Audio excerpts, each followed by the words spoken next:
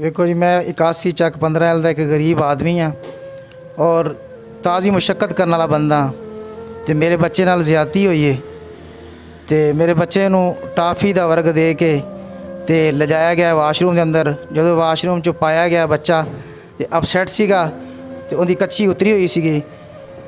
एले इलाका ने भी वेख्या है और मेरा मुलज़म गिरफ्तार होया है तो उन्हें 3 दिन रखा है थाने के अंदर। उस तो बाद लाखां रुपये लैके छड़ दिता है।